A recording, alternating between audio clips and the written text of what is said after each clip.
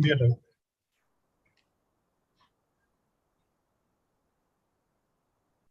We are live.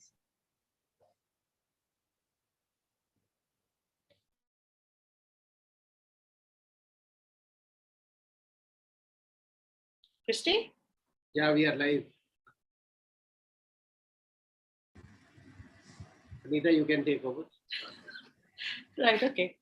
Well, this is Center for Sight iFocus online program, the glaucoma modules that are going on, number 15. Today we have a very special guest, Dr. Suneeta Dubey from Delhi, who's going to talk to us on pigment dispersion syndrome and the glaucoma associated with it. Just as a recap, iFocus, total number of lectures so far, 111. So actually it seems to be steaming on pretty well. I'd like to introduce Dr. Suneeta before we invite her to give her lecture today. So she's another one of those superwomen in glaucoma today. She is associated with Dr. Shroff's charitable eye hospital in Daryaganj in New Delhi. Not only is she the head of glaucoma services there, but she's also the medical superintendent. She completed a fellowship in glaucoma at Wills Eye Hospital, Philadelphia in 2002, and has extensive experience and loves to manage pediatric and refractory glaucomas with a special interest in glaucoma drainage devices and mix. She has dozens and dozens of publications and book chapters, both in peer-reviewed and non-peer-reviewed journals as well, and has received several prestigious awards, not only in AIOC, but several other glaucoma fora as well. She is a member of the AIOS NABH National Committee for Setting Ophthalmic Standards, and is also a member Glaucoma Task Force to the Ministry of Health and Family Welfare in India. No wonder she was awarded the Women Achiever Award as role model in health category by the Business Rankers magazine in 2017. She has been a treasurer of the Glaucoma Society of India between 2012 and 2014. And with those words, I invite you, Dr. Suneeta Dubey, or Team CFS invites you to deliver your lecture today. Thank you, Dr. Bonita, for a very nice introduction. And at the outset, I would like to thank iFocus, Dr. Harsh, Dr. Prateek, Dr. Hunavar, and you for having me here. And it's a wonderful opportunity for me to be interacting with the PG students. And today I'll be talking about pigmentary glaucoma. So can you see my screen? You can see my screen? Yes, we can. Thank you. Sure. Yeah. So very much. Yeah. So pigmentary glaucoma was considered as a rare disease in the past, but today there is an increased awareness of the condition, and the advent of imaging, especially UBM and ASOCT, has enriched us with better understanding of the pathophysiology of the disease.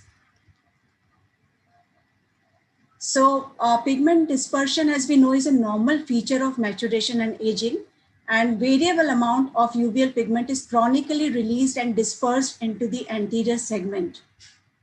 And this is best appreciated by examining the trabecular meshwork, which is non-pigment in an infant's eye, as we know, but becomes progressively pigmented with the passage of time because of the accumulation of dispersed pigments in the aqueous outflow system. So there is a spectrum of ocular pigment dispersion in general population too. This spectrum of pigment dispersion is also found among individuals with various forms of glaucoma and other diseases. However, the pigment in most of these cases is not believed to be the major causative factor in the mechanism of glaucoma. So pigment dispersion syndrome or entity is a different entity which was recognized by Sugar and Barber, and they reported an entity with typical clinical and histological features, which we are going to discuss in detail, which has been referred as pigmentary glaucoma. And when typical findings are present without associated glaucoma, the term pigment dispersion syndrome was advocated. So pigment dispersion and pigmentary glaucoma constitute a spectrum of disease that leads to elevated IOP and resultant visual loss. So just the definition, what is pigment dispersion syndrome? It's a condition where anomalous iridozonular contact due to posterior insertion of iris and iris concavity leads to pigment dispersion throughout the anterior segment, and the released pigment is abnormally deposited on various ocular structures, as we are going to discuss about it, on cornea, on TM, even on zonules and posterior hyaloid face, etc. And pigmentary glaucoma, as the name suggests, when it leads to development of glaucoma, it is called pigmentary glaucoma with typical changes in the optic nerve and visual fields. So the history dates back to 1899 when Kronenberg identified pigment accumulation on the corneal endothelium. The association between glaucoma and pigmented cells was first reported by von Hippel.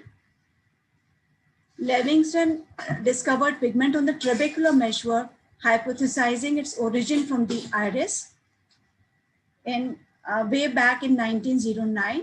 And then Sugar and Barber described characteristic features of pigmentary glaucoma in two young men with myopia presenting Kronenberg spindles, iris transillumination defects, increased pigmentation of TM, ocular hypertension which increased with mydriasis and decreased with pilocarpine. And Shays and Cameron also did an extensive work examining a lot of patients and classified PDS with normal IOP, high IOP, with and without glaucomatous damage. So a lot of work has been done. As far as genetics is concerned, it is an autosomal dominant disease with incomplete penetrance. Chromosomes 7q35 and q36 may be related to increased risk of PDS.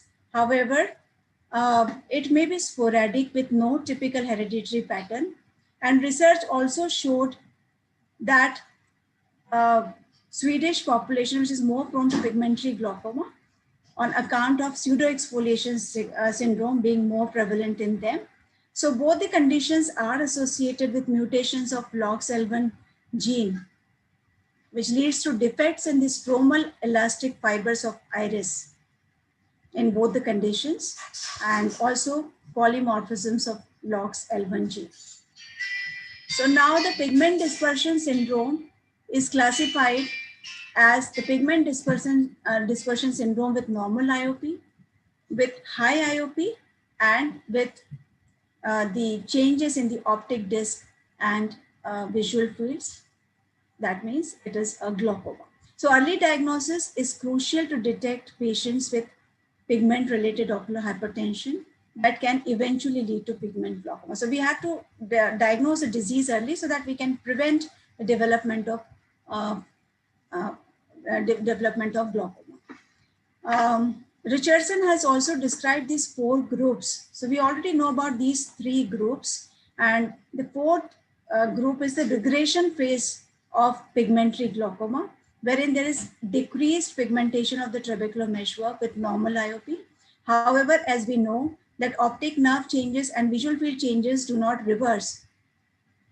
Therefore, they mimic low tension glaucoma and differentiation has to be made. Now coming to epidemiology, it corresponds to 1 to 1.5% of all glaucomas, and it is usually bilateral. Pigment dispersion syndrome can occur as early as between 20 to 40 years of age, but glaucoma usually manifests a little later, that is 40 to 50 years of age. And pigmentary glaucoma is more prevalent in male with the ratio of 2:1. It is more common in white, young Caucasian men and rare in Black and Asian populations, maybe because the Black population, the Asian population have thicker iris and increased pigmentation of iris. So risk of developing pigmentary glaucoma from pigment dispersion syndrome is estimated as between 35 to 50%. That means not all patients of pigment dispersion syndrome are going to be developing pigmentary glaucoma. So what are the risk factors? So as we know, myopia is a major risk factor and is found in about 80% of the eyes with pigment dispersion syndrome. And it has a positive correlation with the severity. That means more myopic the eye, more likely it is affected. And also the pigmentary glaucoma occurs early in myopes. Then there are other risk factors also, like congenital abnormalities of the mesoderm and genetic abnormalities. And also type A personality people have greater variation of IOP and more significant IOP changes. Coming to pathophysiology of the disease. So as we know, these eyes are anatomically predisposed. And as we already know that myopia with large eyes, deep AC, and posterior insertion of iris into ciliary body. So these patients are more predisposed. Coming to the various mechanisms of pigment dispersion, why pigment dispersion occurs.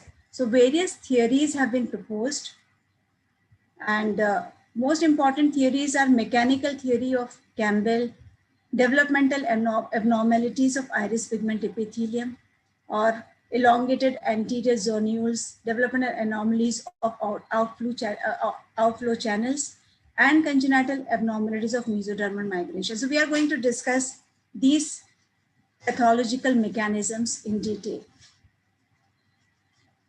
So very important mechanism or defect is developmental abnormality of iris pigment epithelium. So this is the abiotrophy theory, and which suggests that there is an inherent weakness or degeneration of the iris pigment epithelium. And that is why there's increased release of pigment from this inherently weak iris epithelium.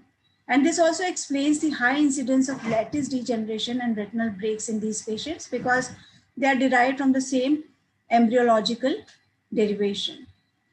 Also, pigment dispersion occurs both from iris and ciliary body, and it is secondary to idiopathic atrophy of pigmented layers of iris. So this is quite logical, and histopathological findings also suggest abnormalities in the iris. There are changes in the iris pigment epithelium, focal atrophy, hypopigmentation, apparent delay in melanogenesis, hyperplasia of dilator muscle, and hypoperfusion and iris hypoplasia. So these are the changes which are present inherently in iris of these patients. Second very important theory which has been proposed by Campbell is mechanical theory.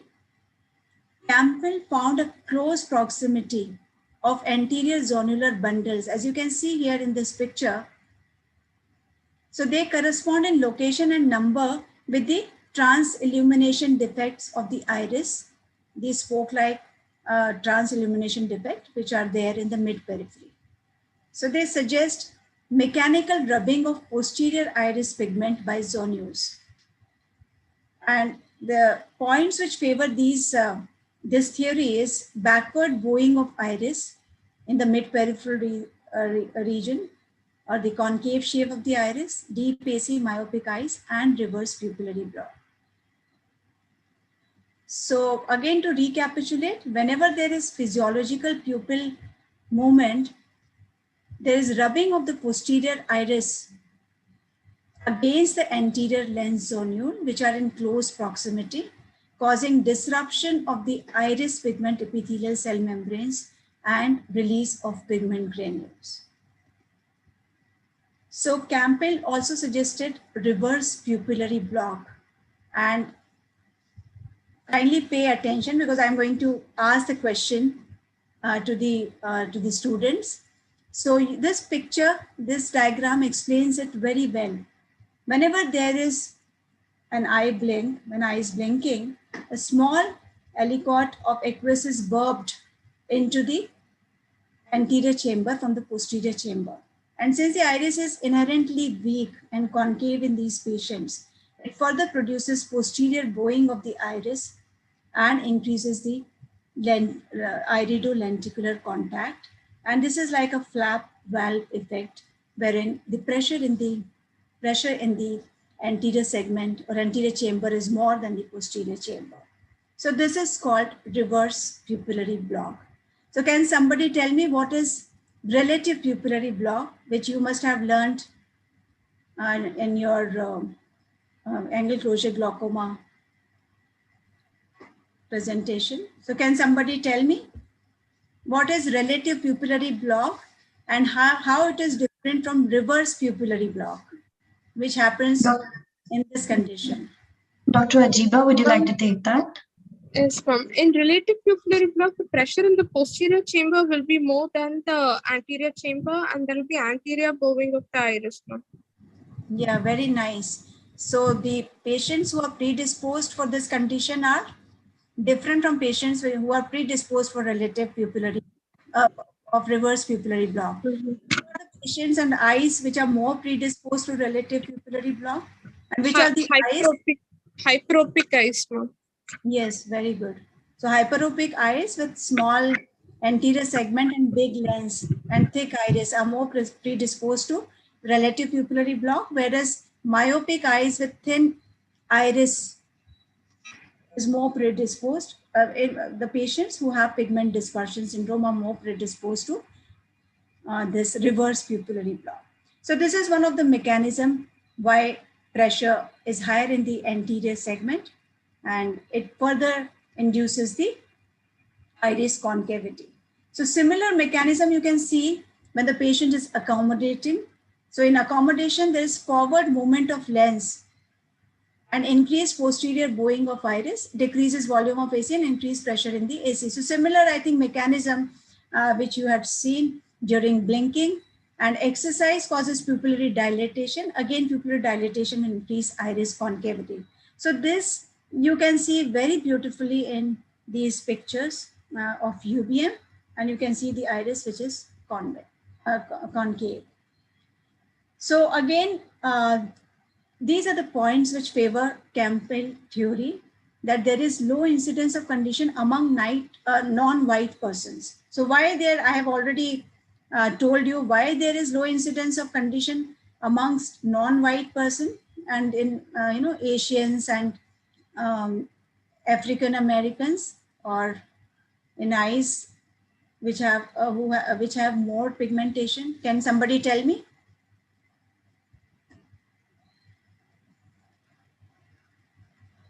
Divya? Dr. Tanmay, would you like to take that? Dr. Divya? Tanmay or Divya? I think it is very simple. The pigment in cases of non-white persons are lesser. In white persons are lesser. Yeah, so pigments are less, iris is more thin, and in black population or in Asians, the iris is more thicker and more pigments. So that is why I think the configuration of the iris is also different. Therefore, there is low incidence of condition among non-white persons.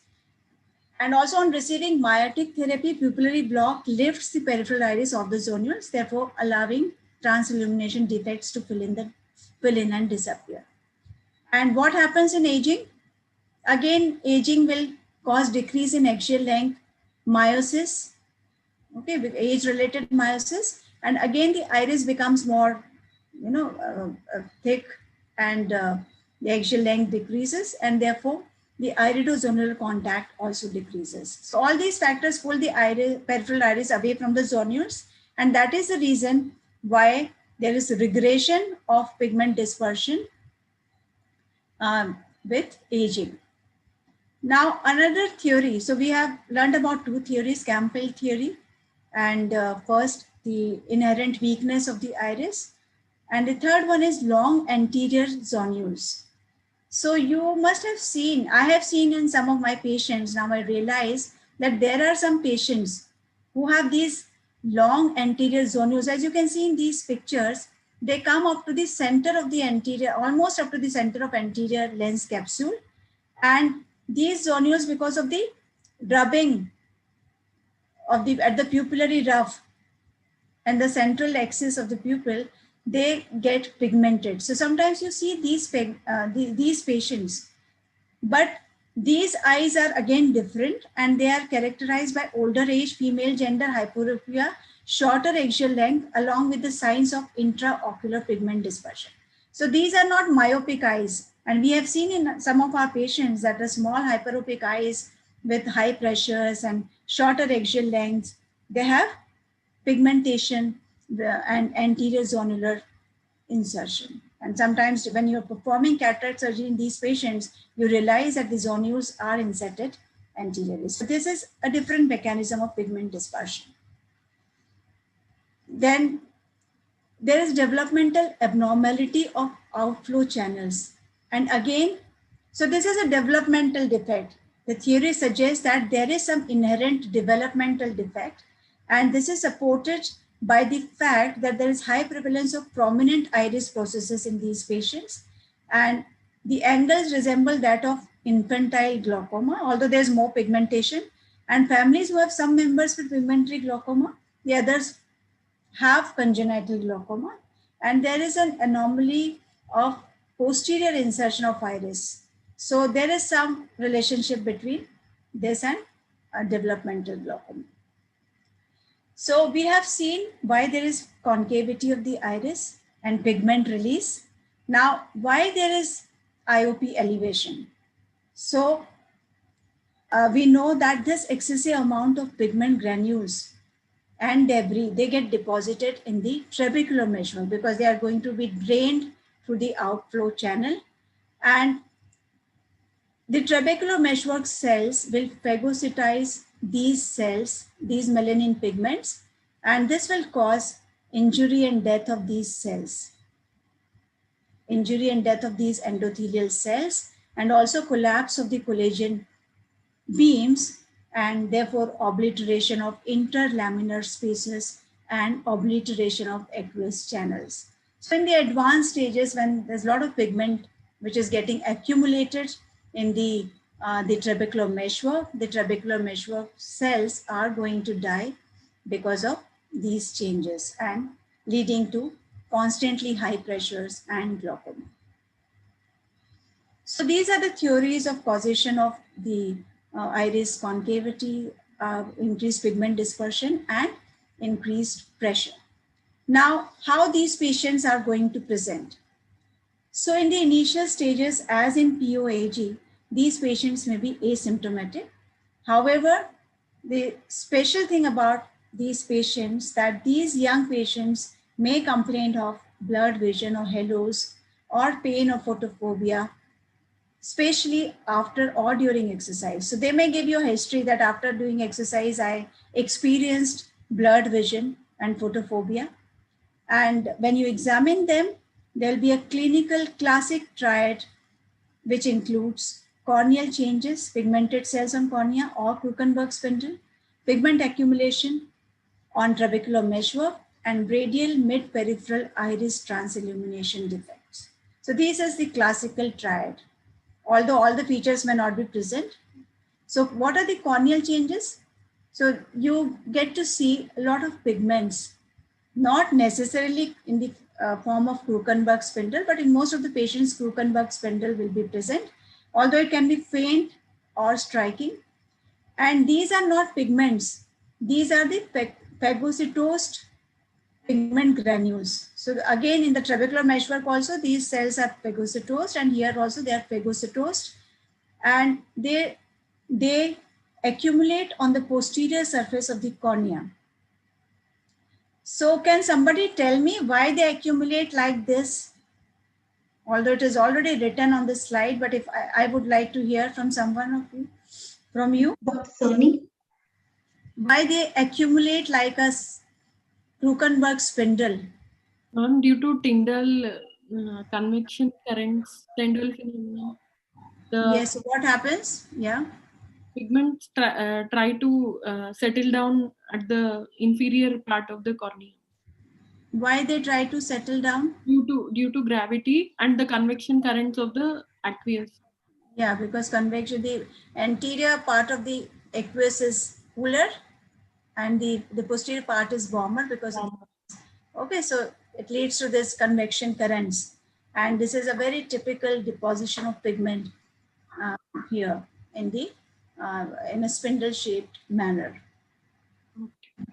Okay, although this pigment, Kuchenberg spindle, is not always pathognomonic. As I said, it can be faint or it can be very prominent. So you cannot just depend on diagnosis on the presence of Kuchenberg spindle. But the pigmentation can be there, like a discrete pigmentation. So when you do specular microscopy of corneal endothelium, you can find some pleomorphism and polymegathism. But as such, corneal endothelial function is intact. There is no decrease in endothelial cell density and corneal thickness is also normal. So one should remember that there is no corneal endothelial damage.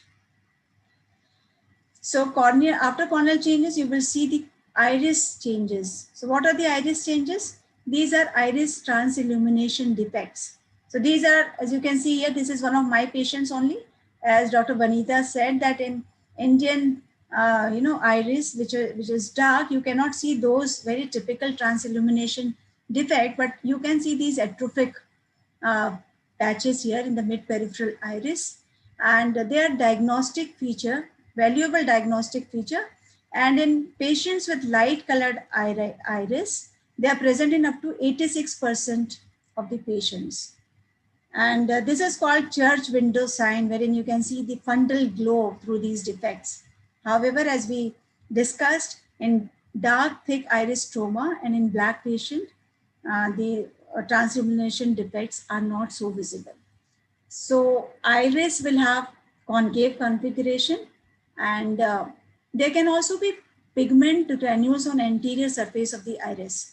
And you can see small granules or pigments on the stroma of the iris. And these patients may have anisocoria, in which the eye with a larger pupil is on the side of greater iris illumination. So you can, one of the DD is Horner syndrome, which is characterized by anisocoria and heterochromia. So one should remember that. Patient may present to you with an active pigment dispersion. So how will you differentiate it from inflammatory cells?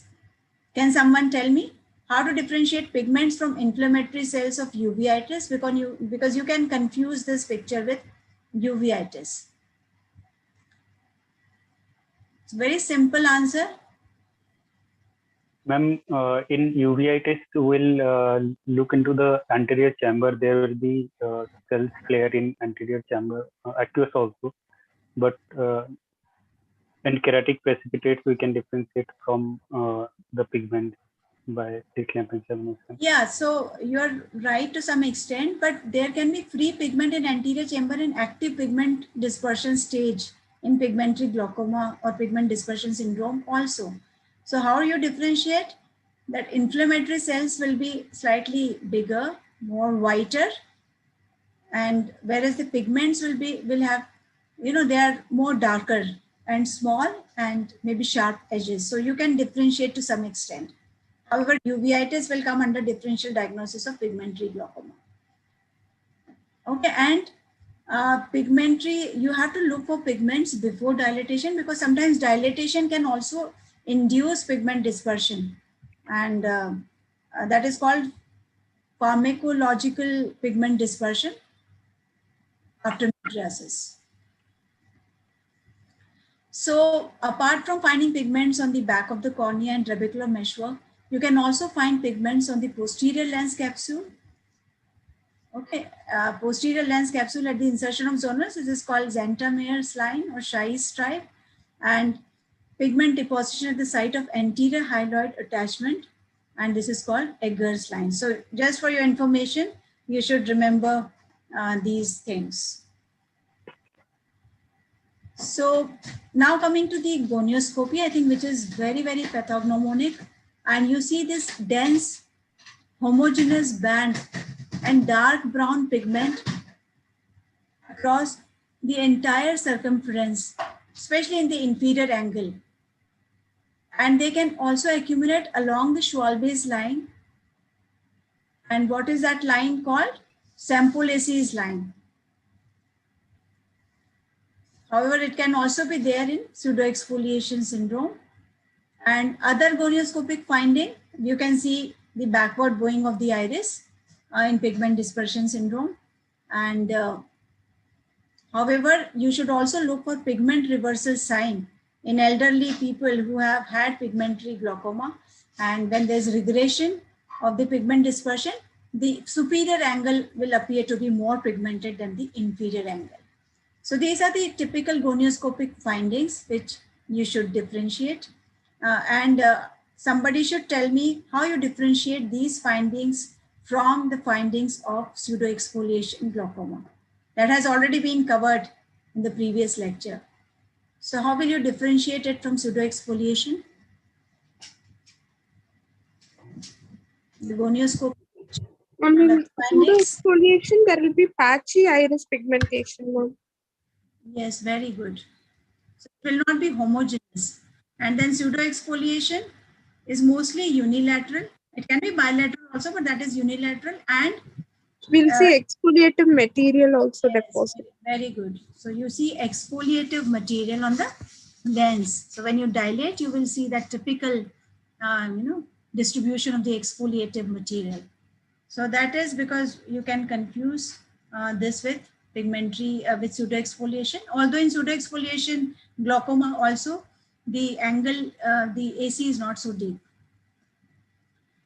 Now, why it is important to do a detailed fundus evaluation in these patients? Because these patients have high incidence of RD. They are myopic, so they obviously have more incidence of RD as well as lattice degeneration. And you should also ask history of past refractive surgery in these patients because they are myopic, so they may have undergone some kind of refractive surgery, and that may mislead you, and also that will cause erroneous measurement of intraocular pressure. Now coming to the hypertension. So we have now, like we have seen, the pigment dispersion syndrome, which may not be associated with high IOP or glaucoma, can be just pigment dispersion. Second stage is when you get high IOP. So in certain percentage of patients, as I told you, you can get high intraocular pressure. And if the intraocular pressure is more than 21 millimeter mercury when you see the patient for the first time, it increases the risk of development of pigmentary glaucoma by 1.4 times. And also during acute episode of pigment dispersion, if IOP rises by more than 8.5 millimeter, then again it's a predisposing factor and these patients are likely to progress into glaucoma. So it's important to measure intraocular pressure. Now coming to glaucoma. So some percentage of patients, as I told you, 30 to 50% of the patients may develop glaucoma. And if you have not identified them earlier and started on treatment, they may progress. And pigmentary glaucoma is more common in males. Up to 78 to 93% of the patients are males. And conversion from PDS to PG is 10% at 5 years and 15% at 15 years. So it's not very much. However, as I said, IOP is the most important predictive indicator for conversion, and significant variation of IOP is also an important potential risk factor for development.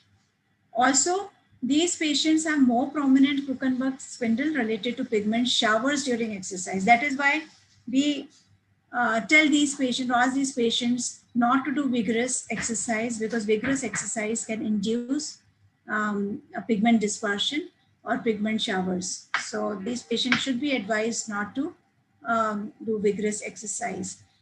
The degree of TM pigmentation is related to disease severity. So in patients with pigmentary glaucoma, if you see a lot of pigmentation or very extensive pigmentation, then the disease might be more severe, and it's more challenging to control IOP in these patients than POH. But the good news is that there is decrease in the pigment dispersion with aging, as we have already seen. What is the mechanism? So the pigmentation, because the iris becomes more thicker, axial length decreases, the lens shape also changes. So there is normalization of pressure. There can be normalization of pressure. Might be, I think it takes several years to normalize the pressure. And when you see an elderly patient, you have to look for the pigment reversal sign in gonioscopy. And if the patient is on treatment, at this stage, you can reduce your treatment.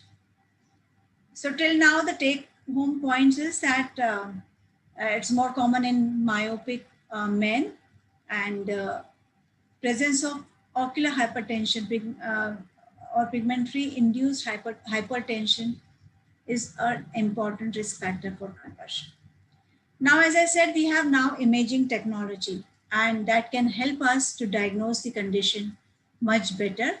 As you can see here, you can see this concavity of the iris, and you can see other factors like increased lens thickness, increased irido, zonular contact area, increased posterior bowing. And also you can compare pre and post-operative pictures. And this is one of our patients who underwent PI, and you can see that this concavity of the iris reduced and the iris became flattened. So you can compare the pre and post-op pictures. So UVM is helpful in understanding the pathophysiology. Similarly, ASOCT is also helpful. You can look at various parameters to assess the condition. Now coming to differential diagnosis, I think this is very, very important because there are a number of conditions which can lead to pigment dispersion. As I said, it can happen with aging, but not to this extent. POAG also, patients can have pigment dispersion, but again, the severity is less. But yes, in pseudoexfoliation, glaucoma, trauma, uveitis, patients who have undergone previous complicated surgeries, and even angle closure glaucoma and several other conditions, you can see a lot of pigment in the anterior segment. So you need to differentiate these pigments. We have already discussed how you are going to differentiate between uveitis and this, but sometimes you can see the conditions coexisting with this patient I just saw 3 days back on my Monday OPD, and this is a young girl with very high IOP. She was 35 years old, and surprisingly after COVID, she didn't have any history of uveitis, but after COVID, she developed uveitis, and you can see this extensive pigmentation on the anterior lens capsule. There were cells and flare, and she was under treatment, so the pupil was dilated.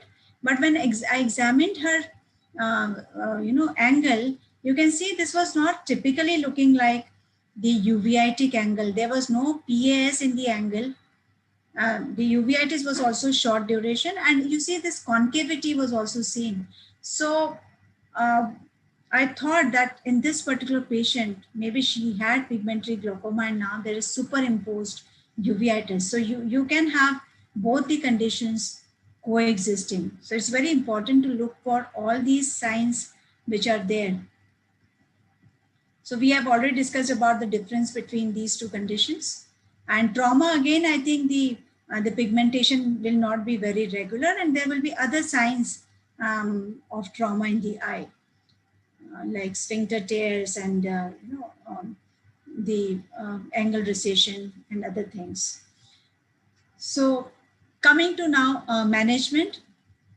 So management depends on the disease stage, whether there's an active pigment dispersion, whether there's ocular hypertension, and what is the degree of glaucomatous optic neuropathy.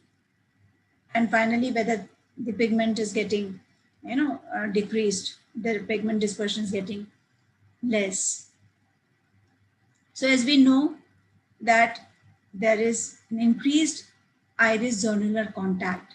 So the best drug theoretically is pilocarpine because it changes the iris configuration, lifts the peripheral iris from the zonules. It induces meiosis again, which is helpful. And for active pigment dispersion, 2% pilocarpine therapy is quite safe. However, in some young patients, it's difficult to tolerate, and then there can be a risk of RD. So you have to do repeated fundus evaluation. So now coming to the most controversial thing, what is the role of peripheral iridotomy in these patients? So theoretically, again, this iridotomy should decrease iris concavity, and it will decrease the backward bowing of iris. and also restraining iris and zonular fiber frictions and flattening of the iris. And as a result, it will decrease the irido-zonular contact. So therefore, it should decrease the pigment release. However, it doesn't directly correct the low insertion of iris, and neither it prevents the exposure and damage done by the pigment to the trabecular meshwork. So the use of LPI in pigment dispersion pigmentary glaucoma is still controversial. So can someone tell me how iris is helpful in both relative pupillary block and reverse pupillary block? It is done in both. So how it is helpful? By equalizing the pressure between the anterior chamber and the posterior chamber. Yeah, very nice. So it's a very good answer, because in one condition, the pressure is more in the posterior chamber, and in this condition, the pressure is more in the anterior chamber. So you want to equalize the pressure, and therefore, theoretically, iridotomy should help in this condition also. There are various studies evaluating the role of iridotomy in these patients. However, the Cochrane review, which is the highest review, did not find evidence to support the effect of LPI in preventing and reducing visual field progression in pigmentary dispersion syndrome and pigmentary glaucoma. So studies have also suggested that it can be of benefit in young patients less than 40 years of age, where still there is no hypertension or high pressure, and irido-zonular contact is demonstrated by UVM. So in very early stages, when the glaucoma has not developed, the trabecular meshwork has not yet damaged, you can do iridectomy and iridotomy, laser iridotomy, and it can be helpful. Nevertheless, there is insufficient evidence on the role of PI in PDS patients for the prevention and conversion to pigmentary glaucoma. So this is what the literature suggests. So as far as the management of pressure and pigmentary glaucoma is concerned, we are aware of the medical therapy and we are aware of the hypotensive therapy. So this hypotensive therapy or the glaucoma medication will be the first line of approach in pigmentary glaucoma. We have learned about the advantages and disadvantages of pilocarpine, but still pilocarpine can be given in early stages when there is not an established glaucomatous neuropathy. And once the glaucoma damage has happened, then PG analogs, beta blockers, CAIs, all can be used depending upon the degree of damage and the intraocular pressure. So PG analog do not increase the pigment dispersion, although they have an effect on melanocytes on the iris, but they do not increase the pigment release. So they can be safely given in this condition also. Laser therapy, we have already learned about the PI. SLT can be again done in these patients, and it's found to reduce IOP by 20% at the end of 2 years. However, one should remember that SLT or any laser procedure can cause IOP spikes and increased inflammation, and especially in patients who have very advanced glaucomatous damage and very heavily pigmented TM. So post SLT IOP elevation should be taken care of, and these patients may require filtration surgery. And one should use low energy for these patients. So there are not many studies as far as the surgical outcomes of these patients are concerned. This is one study, a Chinese study, which evaluated 8 years outcome of trabeculectomy. And they found that the PGIs can be well preserved after initial filtration surgery. And they demonstrated that PM pigmentation attenuated and the reverse pupillary block had been broken down with iridectomy, which was done along with the trabeculectomy, and which prevented more pigment dispersion after surgery. And we have also seen good response to surgery.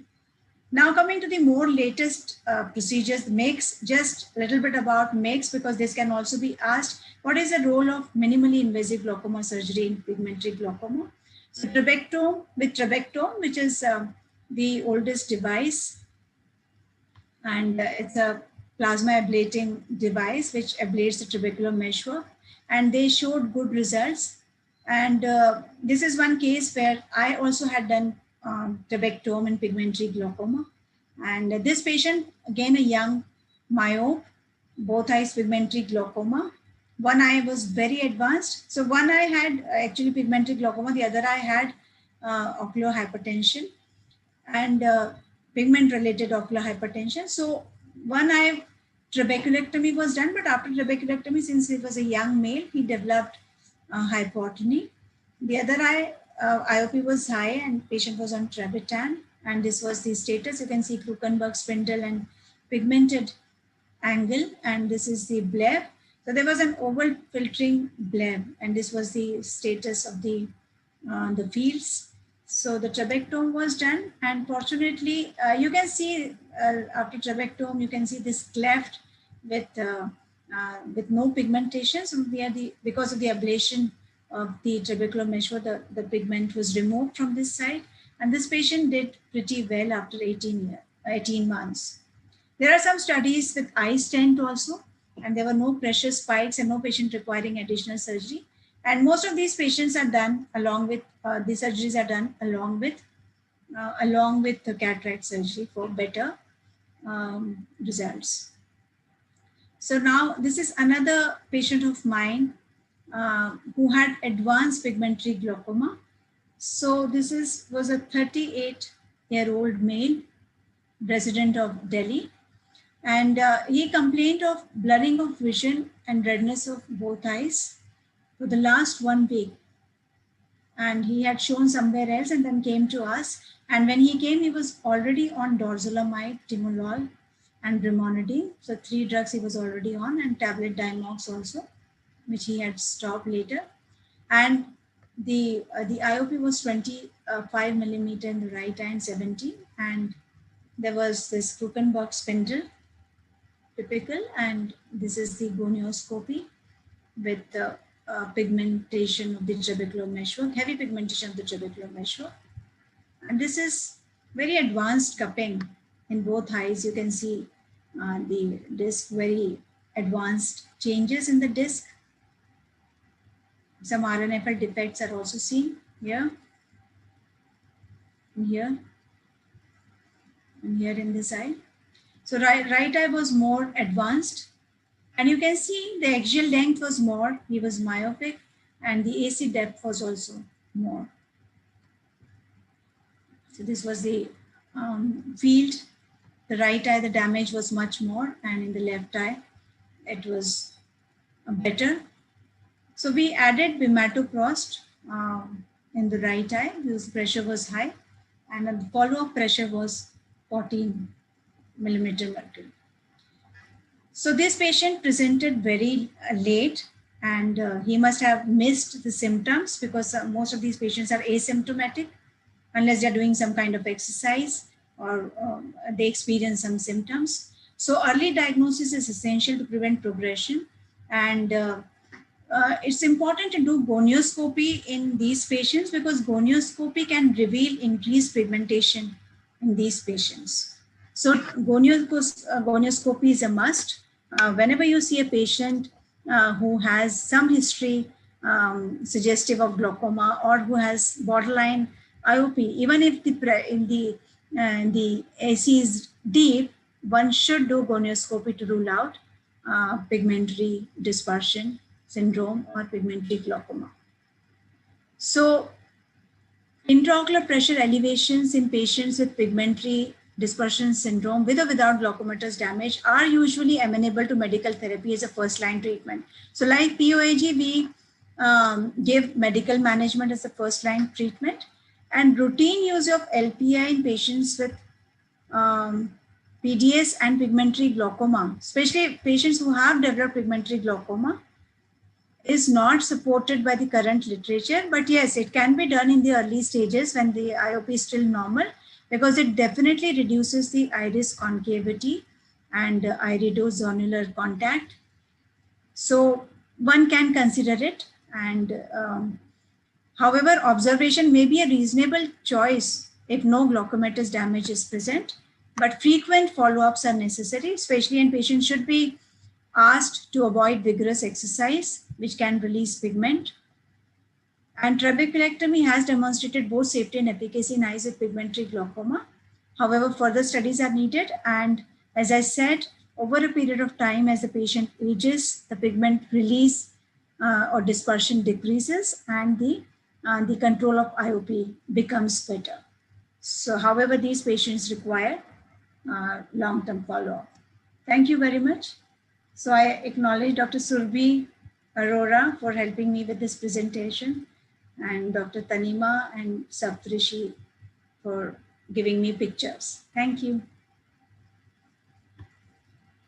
Thank you so much, Suneeta. That was really comprehensive coverage of pigment dispersion syndrome and pigmentary glaucoma, and the management cascade as well.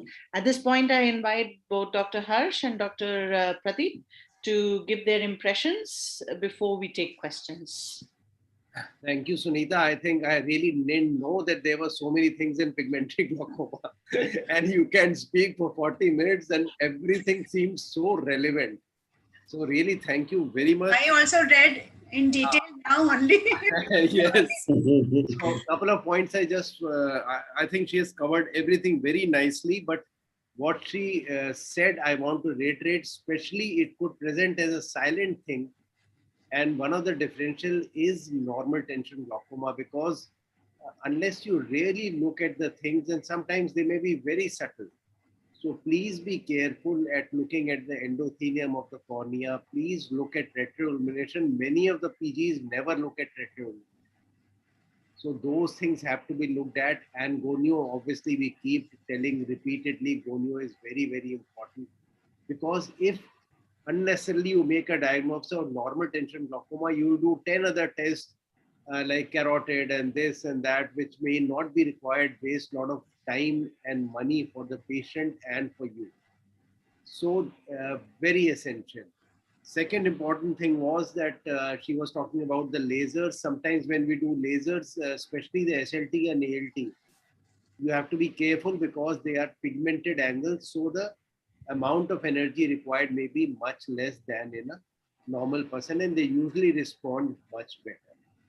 Again, as far as the controversy of the peripheral iridotomy is concerned, you have to be careful because unless you have a very clear-cut crypt or something else, it may be very difficult to do an iridotomy in many of these heavily pigmented eyes. And actually, it may disperse a lot of pigment also. And that is why, like Suneeta said, that yes, you can go either way. So if you have a very nice crypt and you know that very little energy will be required, you may go ahead and do a peripheral iridotomy. But for your exam purpose, you would say, sir, it's a controversial thing.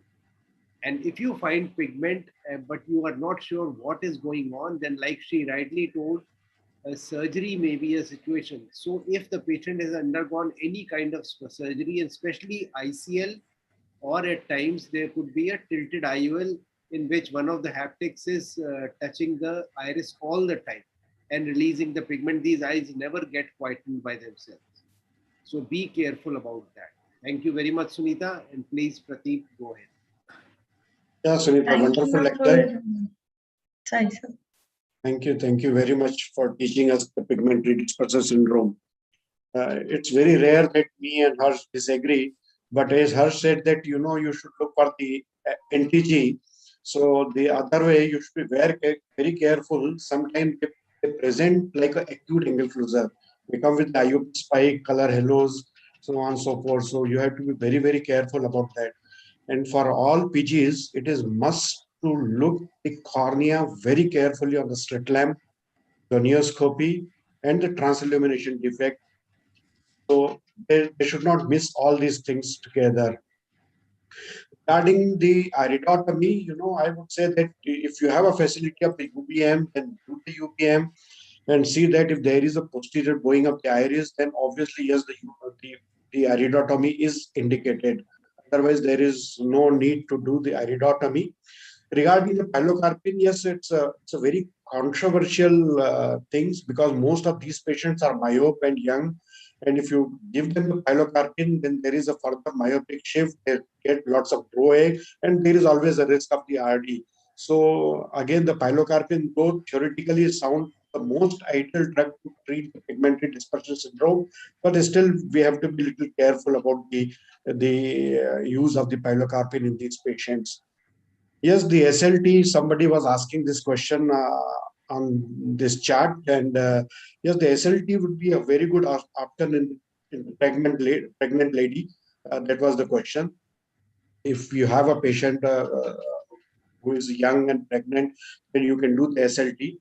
Another thing, all these young patients, myope patients, and if they have a pigmentary dispersion syndrome, and if you have a slightest iota of doubt, then ideally the LASIK procedure should not be advised in this patient. Otherwise, you will be in trouble in future. That is my simple advice to all the PG students. Thank you very much, Suneeta. That was wonderful learning. Thanks for pointing that out, Dr. Pradeep, because you see, the ones who look after the glaucoma don't do the LASIK. And so it is extremely difficult to get this message across. I go so far as to say, family history of glaucoma, don't get it done. It can rebound later. Anyway, yes, I'm also very glad that you brought up the point of NTG. More than NTG occurring at a young age, which is pretty rare. Actually, burnt out phase of PDS is commoner as a differential diagnosis of NTG later on in life. Sometimes it creates confusion. I have seen a few cases. So that's exactly what I was saying, that it is a confusion in NTG in the later. Happens later on in life. Yeah, exactly. But it burns out by that time. You see, it burns out by that time. Nonetheless, it may have caused disc damage at the time when the pressure was high. So another question, SLT is not available everywhere. In fact, it's available in very few centers across India. So would you actually recommend argon laser trabeculoplasty? All three of you, I want your opinion on this. I think Dr. Harsh has an extensive experience on ALT. No, the basic thing, Suneeta, is that we'll get the pressure lowering for some time. Yeah. ALT will get a lowering, maybe we are lucky we can get it for 5 years, but by and large it is limited to around 1 to 2 years. So obviously, like some who rightly I think Pradeep rightly pointed out, that if it is a question of pregnancy or something like that, you can tide over that situation and that will be great. But I think ultimately we may have to actually depend on medication. It can't be taken as a long-term solution. So as far as pregnancy is concerned, I think it's a very tricky situation and you should manage it differently in different trimesters. So I think the management of glaucoma in first trimester, although none of the drugs are class A drug and safe drugs, but brimonidine is quite safe in first trimester. So you can give brimonidine in first trimester. In the second trimester, I think beta blockers and brimonidine. But again, in third trimester, you should withdraw brimonidine because it can cross placental barrier and cause side effects in the infant. So I think the management of pregnancy will more or less be same. It will be different in pigmentary glaucoma. It is in general, I think, same, but SLT, as Dr. Pratik and Dr. Harsh said, I think can be a choice if it is available with you.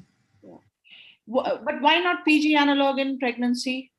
PG analog in the third trimester, I feel with one drop per 24 hours, it's only a theoretical risk of premature labor, quite honestly. See, but you have to write and documented it that you have explained to the patient that it can cause that is the biggest can induce labor. I think that is, from that point of view, it is more important rather than causing any side effect. I think all of us must have seen so many people actually were on medication and they never came to us.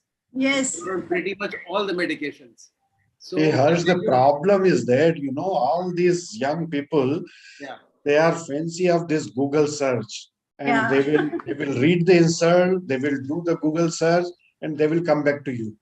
They will eat your brain. Nothing will happen. no, see, there's a legal problem there, and one has It's a to legal be problem. very, very Yes. careful, because especially in the first trimester, you have to be extremely careful. And I Yes. started writing for all women who can conceive that please stop all your medications, because otherwise they said you never told me. So, Yes.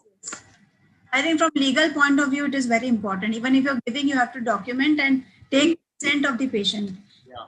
Otherwise, Well, actually, one of these days I had a patient who came and told me that she had a stillbirth and she was on PG analog, and I was mortified. But it wasn't related to that. I mean, obviously there were other complications, but and I inherited this patient. It's not that this patient came to me first. Okay, Vanita, tell me one thing. Mm. I think now, at least I see so many ladies, I think I'm asking all three of you, who have been pregnant and have been on these medication for quite some time by the time they come to us.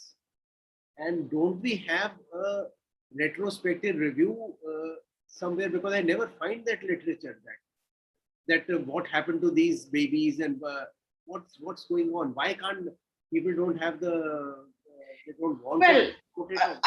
I think this review is a little bit difficult because generally speaking, you don't get that many childbearing individuals with glaucoma. You don't. There are enough. Pradeep, what do you say? Yeah. We get a pretty good number of patients, yes. actually, we get secondary glaucomas. Exactly. Not Patient with uveitis who was Whatever it is, The you question know, is drug and the pregnancy. The question Yeah. is not a primary, secondary. We Yeah. are talking that a Yes. pregnant lady took drugs, and I have seen so many. I think all four of us actually can collate data, and we can. Yes. No, because the dose which we're using 0.005% travoprost, that is not going to induce labor. So no, that's what I'm saying. So a That is- PG analog actually is. yeah, but still we don't know. We don't have the data. So I think it's a good thing to collate data and actually find out what is happening. Let's The problem is that, you know, here, otherwise they will quote you. no, problem is that every insert says that, you know, in pregnancy and lactation, these medicines are not tried. Right. Still, if you try to collate the data, and if you ask the patient that, oh, you do the punctal occlusion and you put carefully, nothing will happen, I'm reassuring you. And if something happens, then you are in trouble. Yes, that is So the that is the problem, actually. So no, I think we can. Today has been a long. It's a never-ending debate. Yeah, there was a long. So hand over to Vanita now for the questions. Yeah. Well, thanks very much, Suneeta.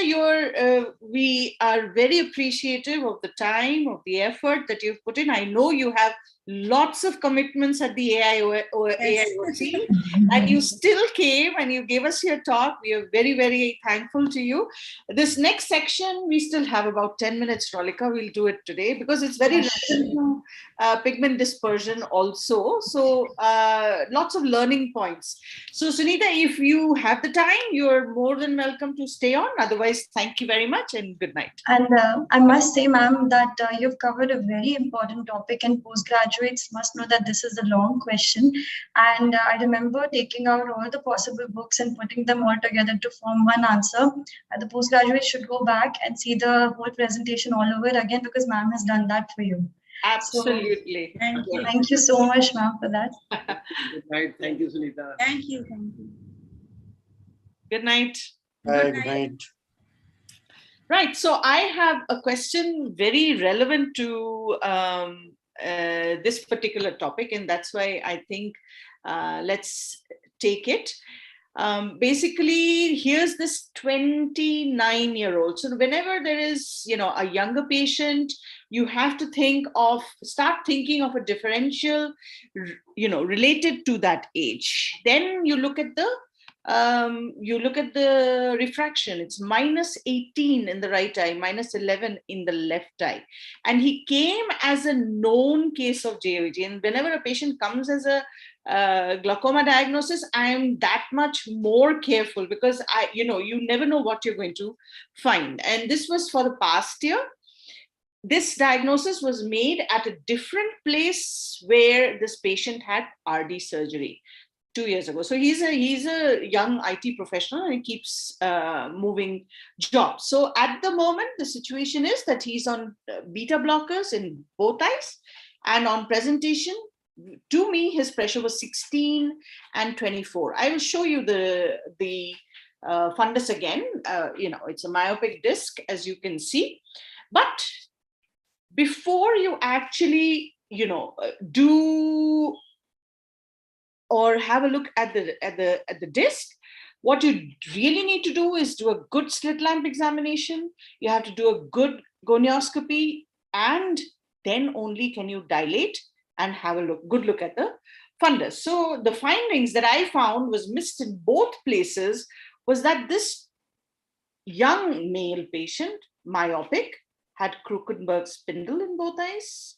He had 360-degree hyperpigmented trabecular meshwork in both eyes, and also had concave configuration of the iris.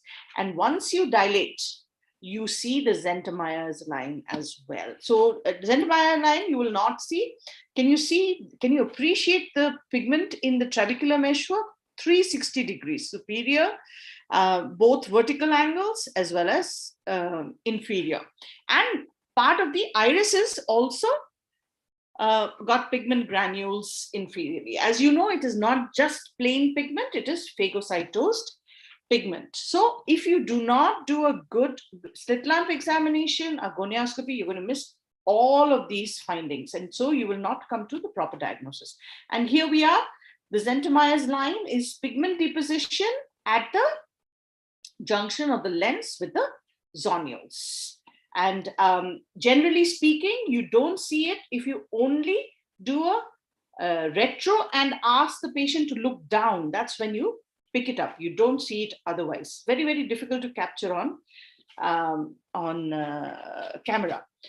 Okay, now let's have a look at the two discs. This is the right disc, and I'm really sorry about the color. The color is not pale. It is, just because I brightened up the picture, it looked pale. But I had to brighten up the picture to demonstrate something to you. So Abhinav, would you like to tell me what I'm trying to demonstrate to you? Are you there, Abhinav?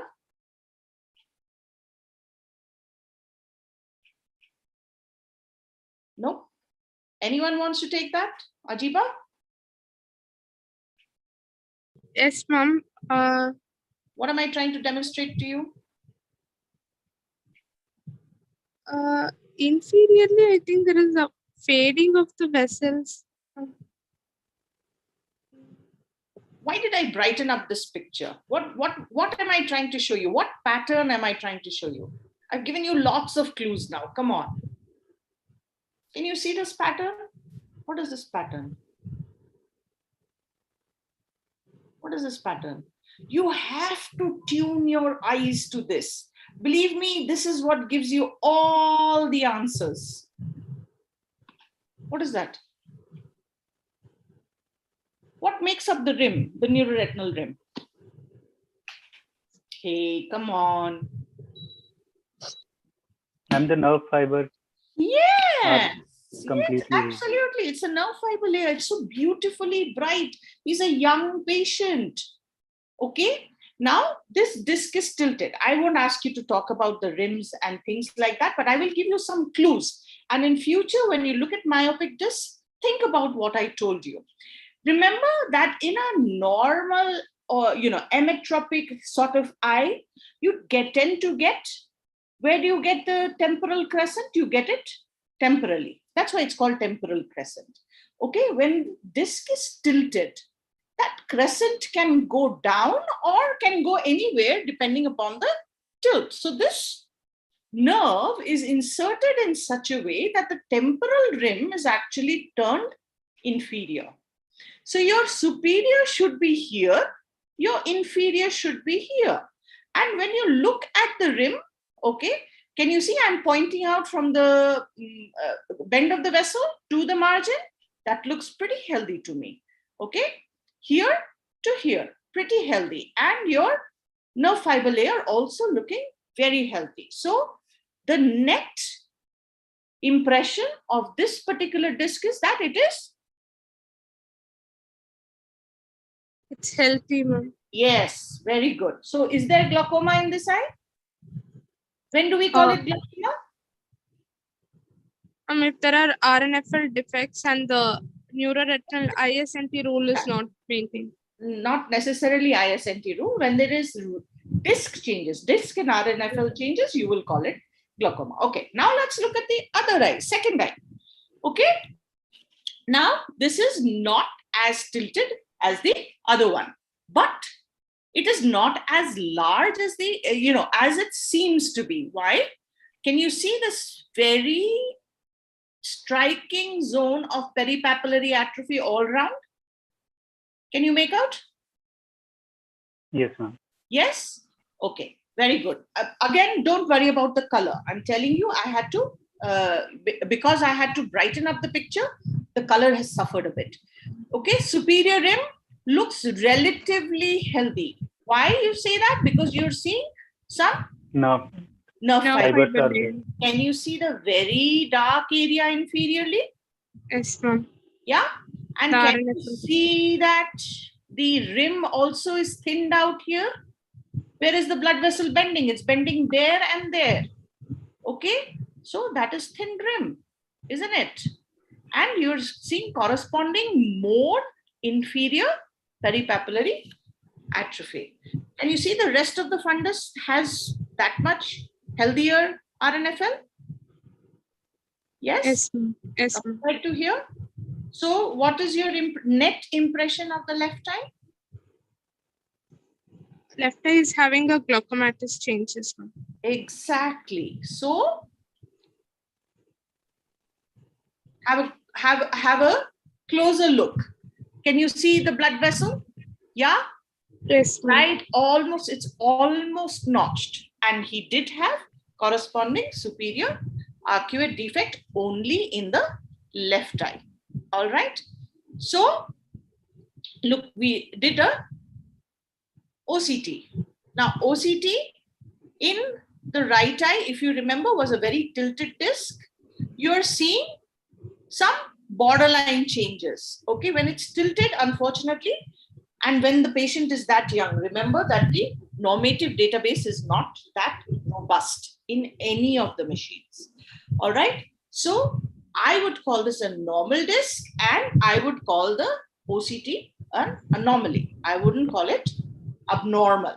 Okay. Whereas you look at the OCT of the other eye, it's showing both superior and inferior. So why superior also? Because when you compare it to the right eye, definitely the superior here is diffusely lost. Here it is in the form of a wedge defect, but here there is some diffuse loss if you see both of them together.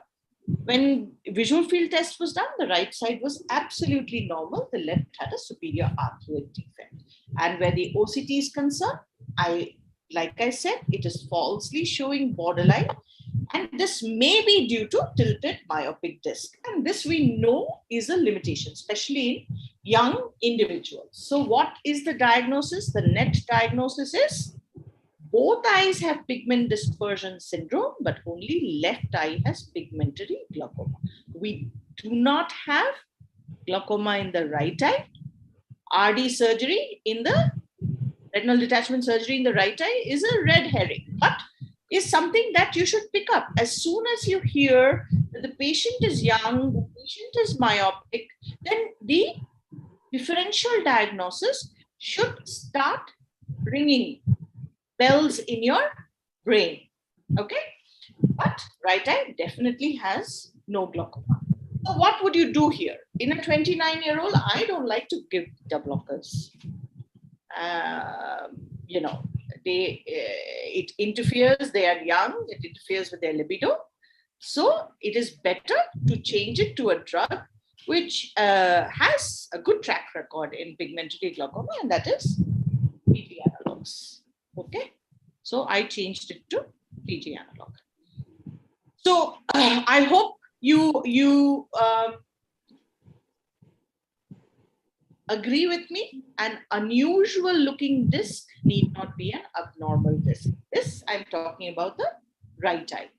And a good slit lamp examination is mandatory. And there is absolutely no doubt that gonioscopy is mandatory.